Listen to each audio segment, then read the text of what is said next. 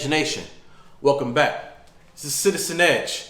If you're new to my channel, Edge Nation represents hard-working people who aren't afraid to tread on the edge of societal norms for the sake of truth, safety, and to gain a competitive advantage. Today, we're going to talk about police reform. This is a hot topic, and we're going to try to do our very best to address it in a way in which I think it'll be most effective. We're not going to get too far into this because it is multifaceted. I do believe that there is a responsibility greatly on those who are sworn into office to protect and serve, but also the public. So before I get into it, I want you to like, comment, and subscribe. When I think about police reform, I think about what does it actually take to deal with the public on an everyday basis and meet the demands that the public gives you or calls you out for. Police officers are first responders. My background is private security. I'm a manager at a private security company in California. And we do reach out oftentimes, more than often, especially during this time, to off-duty and active duty police officers. I cover inner cities primarily, a lot of armed, half of my sites are armed sites, high-risk sites. When people think about dealing with the public, they may see these instances only through the lens of whatever that goes viral. But that's not the case. Just put it out there. I'm all about the Black Lives Movement. I'm also understanding from the context from private security. I am no way a police officer. The present status quo with what is expected out of police officers is not cutting it. It's obviously not cutting it. Otherwise, you wouldn't see so many videos go viral about people being brutalized. I want you to comment down below. Tell me what you think. Tell me what you do like, what you don't like, give and take. You know, I want to hear that feedback. I want to show some love. Constructive criticism is all welcome. I'm just going off personal experience that I've had in the past 6 years of dealing with the public, police officers, and security guards in the inner cities. What does it actually take for one to even be considered to be a police officer? This thing I would change off the rip. The first thing I like to change, I would require for all officers or all potential officers to live within the city limits for 2 full years. I'm not talking about the suburbs. I'm not talking about having an address or a P.O. box. I'm talking about actually living within the city limits in which you want to apply to be an officer for 2 full years. In addition to living within the city limits for 2 full years, all potential police officers should work first as an unarmed security officer full-time for the first year within the city limits in which they wish to apply, and also work full-time for a full year, an additional full year, so 2 full years this second year as an armed security officer.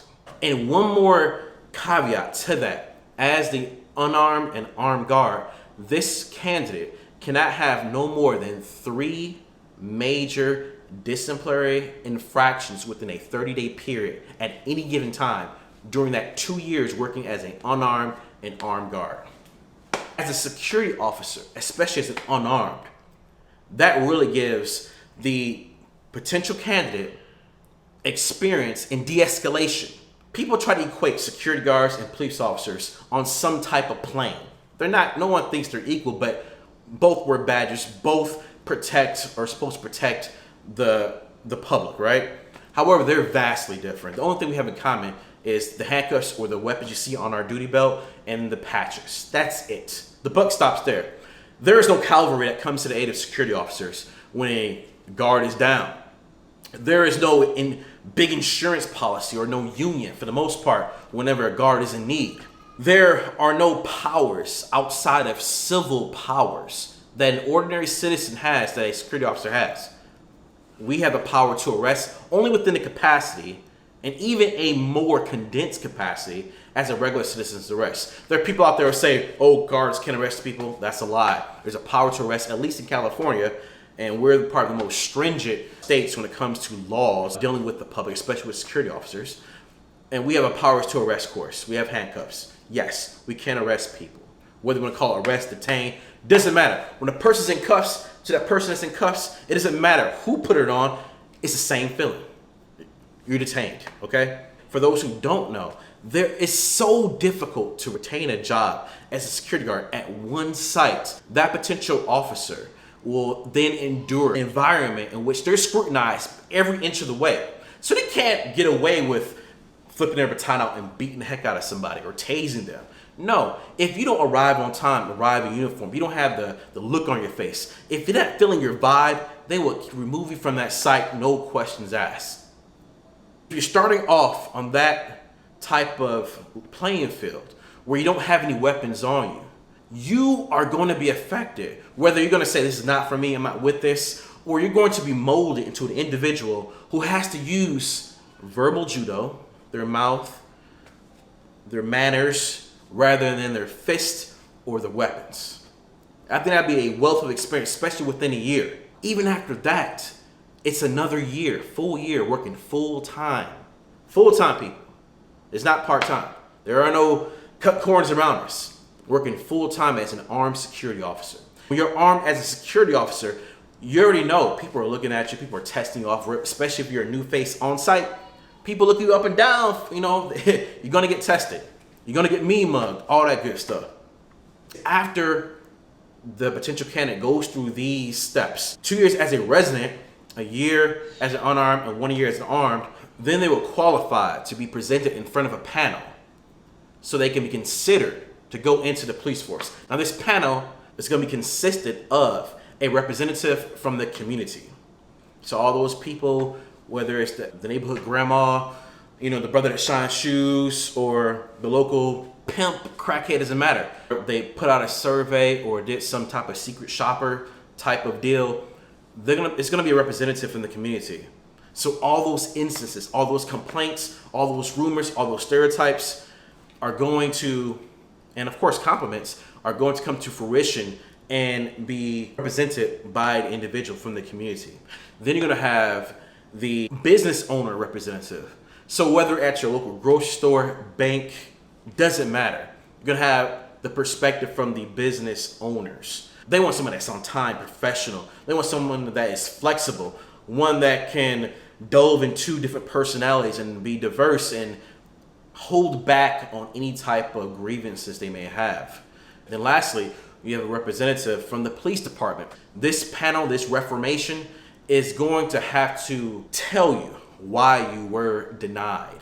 Because right now, the police forces do not have to tell you the reason why you were denied. This panel is going to get the perspective. They're going to see if this individual, despite if they did well as a resident, despite if they did well as an unarmed and armed guard, we're trying to make sure that we weed out the bad apples, right?